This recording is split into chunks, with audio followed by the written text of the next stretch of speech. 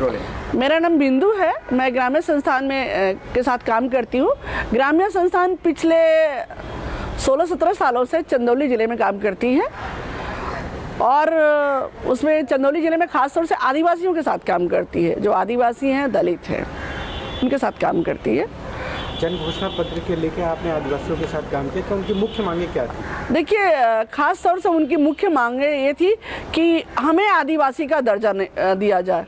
आपको पता होगा कि उत्तर प्रदेश में एक ये चीज़ें हैं कि उनको दर्जा नहीं मिला है। जैसे मैं आपको बताऊंगी, एक मुसहर समुदाय है पूरे उत्तर प्रदेश में। मुसहर समुदाय की पूरा जीवन जो है वो जंगल पर आधारित है। वो पूरा मतलब उनके पास कोई ज़मीन नहीं होती है, कोई जायदाद नहीं होती है, कहीं घर बनाकर टिकते नहीं है। वो मतलब झोपड़ी जस्ट टाइप का झोपड़ी बना के रहते हैं। पत्ता तोड़ते हैं, पत्ता का दोना पत्थर बना के बेचते हैं। कुछ जंगलों के महुआ तोड़ते हैं, महुआ बिन के लाते हैं, उसको चुनते हैं, तेंदू पत्ता करते हैं। ये करते हैं, उनका कारोबार होता है। छुटपुट खेती मजदूरी कर लेते हैं या नरेगा की मजदूरी करते हैं। उनके में संपत्ति संचय की कोई प्रवृत्ति नहीं रही। वो अपने आप को वनवासी कहते हैं कि मैं जंगल में रहने वाला आदमी हूँ। लोग उनके लिए वो क्या कहते हैं, चूहा मारने वाला भी कहते हैं, क्योंकि वो जंगलों में जानवरों को मारना, जंगल पर ही आधारित उनका पूरा जीवन है वो। लेकिन जो कहता है कि मैं वनवासी हूँ, जंगल का रहने वाला हूँ, उसको भी सरकार हमारी नहीं मानती है कि जंगल पर आधारित उनका जीवन है। एफआरए का कानून कहता है, एफआरए के बारे में यदि आप जानते हो कि जंगल में रहने वालों के साथ ऐतिहासिक अन्याय हुआ है, तो उनको हक देने के लिए एफआरए आया। और उसमें यही है कि जिनका जीवन, जिनकी आजीविका जंगल पर आधारित होगी, उनको अधिकार दिए जाएंगे। लेकिन जिनका जीवन जंगल पर आधारित होने के बाद भी उनका अधिकार नहीं मिलता है। एक तो ये बात है उनकी।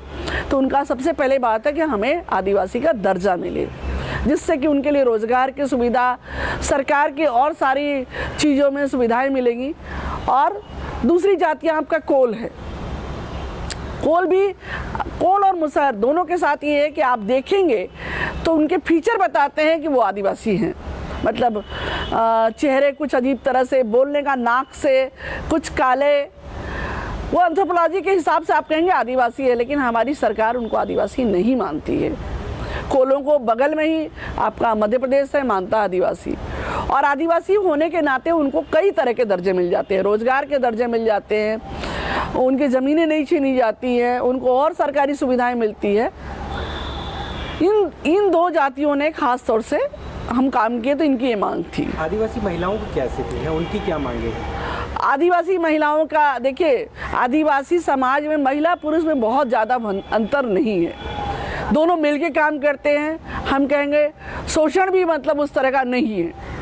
जैसे आदिवासी महिलाएं भी दारू बना के पीती हैं, पुरुष भी पीता है। महुआ उनका पूरा जीवन है। और उनकी भी यही मांग है कि हमें रोज़गार मिले, हमारे जैसे मिलता है कि दर्जा मिले, शिक्षा हो, स्वास्थ्य की सुविधाएं हो, ये मांगे। और जैसे कि और समुदाय में, हम माफ़ कीजिएगा मैं एक बात थोड़ा विषयांतर हो रही हूँ, और महिलाओं के साथ काम करते हुए सुरक्षा का सवाल आता है। लेकिन आदिवासी महिलाओं ने कभी सुरक्षा का सवाल नहीं मांगा। उन्होंने रोज़गार का सवाल मांगा कि हमें रोज़गार दीजिए। ये स्थिति पूर्वांचल में है या पूरे उत्तर प्रदेश की स्थिति है? देखिए, मैं पूर्वांचल की बात ही कहूँगी, पूरे उत्तर प्रदेश के बारे में तो नहीं कह सकती हूँ। पूर्वांचल में खास तौर से आपका सोनभद्र में भी महिलाओं की एक ही मांग है, ज़मीन की मांग है। हमें ज़मीन मिले, हमारा जंगल मिले।